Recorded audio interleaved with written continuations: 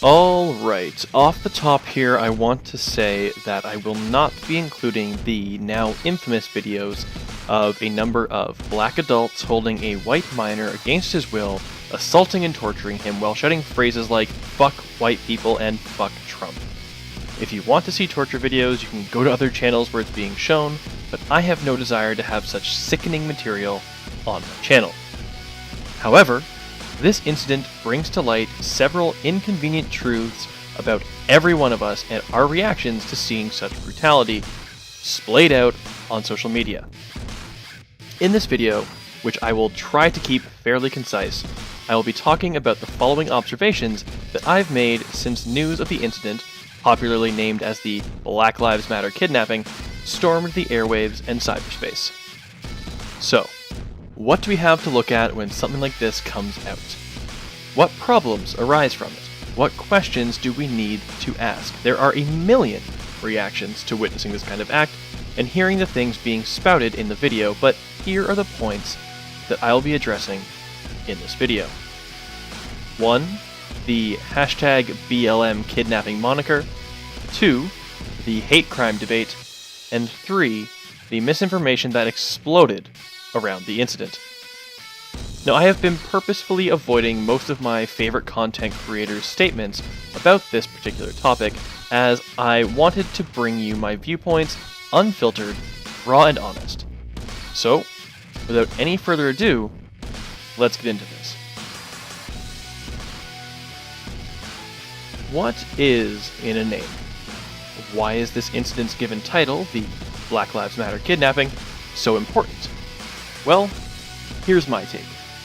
A lot of people have been freaking out about the use of Black Lives Matter in the name of the hashtag, which trended for a short time on Twitter after it appeared to have been suppressed in Twitter's search queries and hashtag auto-population systems.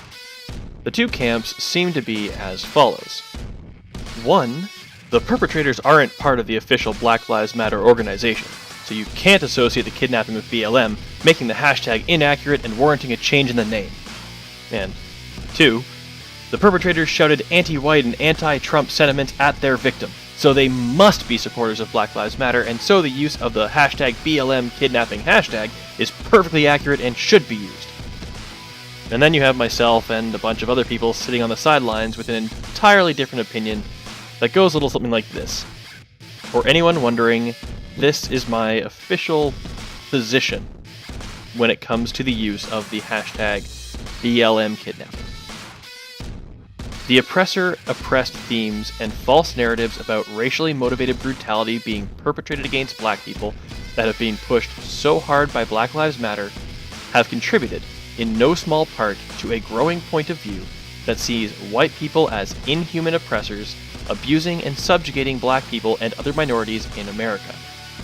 Because of this narrative, many black and other minority Americans have begun to see white people, regardless of economic class or any other variable, as an identifiable enemy that opposes their freedom.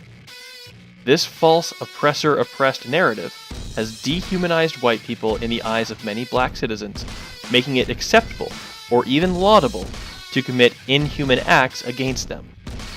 Because of this rhetoric that has been pushed by the Black Lives Matter organization, although the organization itself has not directly committed this action, it can be reasonably said that they have contributed to the climate in which such an act would be likely to occur, so much so that it could have been deemed inevitable.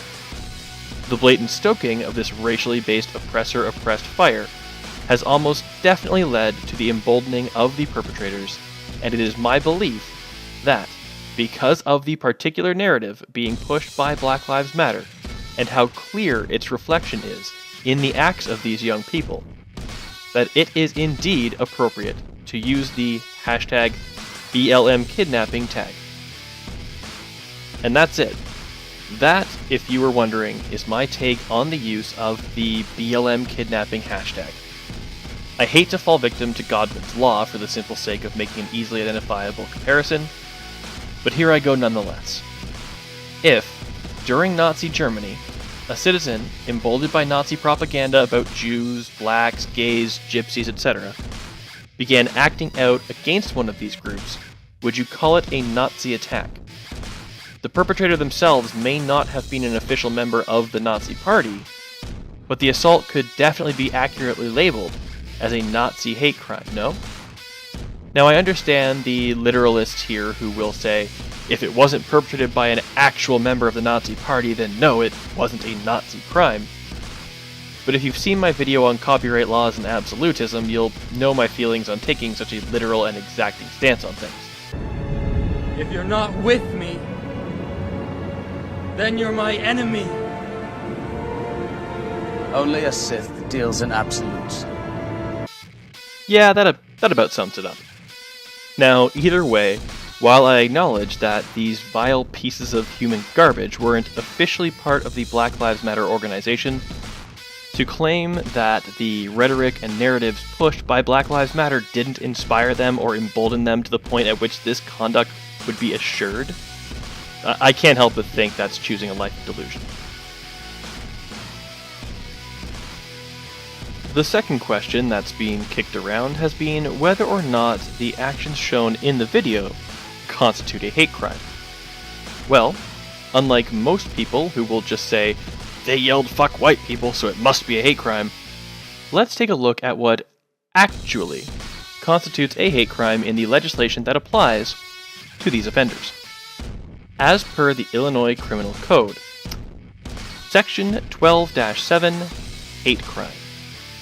A person commits hate crime when, by reason of the actual or perceived race, color, creed, religion, ancestry, gender, sexual orientation, physical or mental disability, or national origin of another individual or group of individuals, regardless of the existence of any other motivating factor or factors, commits assault, battery, aggravated assault, misdemeanor theft, criminal trespass to residence, misdemeanor criminal damage to property, criminal trespass to vehicle, criminal trespass to real property, mob action, disorderly conduct, harassment by telephone, or harassment through electronic communications as these crimes are defined. So, having read that, and then seeing that the individuals in the video shouted anti-white sentiments throughout the attack, the BLM kidnapping was, indeed, a hate crime. And it's important to note that thus far, the courts have done their job and charged those accused with committing these actions with having committed a hate crime. Now, if you don't agree with me or the Illinois court system and you're one of those you can't commit a hate crime against white people due to power plus privilege types, well, please kindly see yourself to the door after taking one good, long listen to the reading of Illinois' hate crime statute and recognizing that it doesn't give two shits about your cockamamie concept of what actually constitutes racism or hatred. Excusing the terrible pun, we do need to look at the tendency for misinformation to be spread after the sensationalizing of an event so that we might avoid getting taken in by it in the future. Now, probably the most prominent false point I saw circulated about this incident was that the perpetrators had been released on just $1,500 bond. This misconception came from a booking file released, at least what I saw, by prominent Twitter personality Baked Alaska with the caption, "The main culprit of the hashtag BLM kidnapping has a bail of $1,500. Wow, talk about privilege." Now, this here is the photo that was shared as part of that tweet. Now that would be heinous if the perpetrators of such a horrible crime were allowed to avoid time in holding for just $1,500 in bond. But that wasn't the case. Baked Alaska conveniently cropped some very important information out of the photo, despite leaving the booking date in frame for all to see.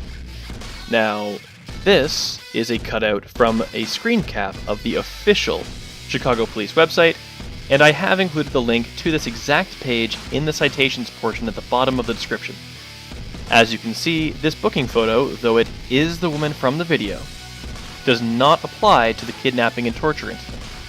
It is actually from her October 4th, 2016 arrest for the retail theft of display merchandise under $300 in value. So yeah, nothing to do with the crime at hand. Another bit of false information that was passed around online was this mugshot of a crying woman purported to be Brittany Covington. Now, this mugshot is actually of a woman also named Brittany, last name Davis, who was arrested in Texas back in 2015 for allegedly robbing and shooting a man that she had lured through a dating site.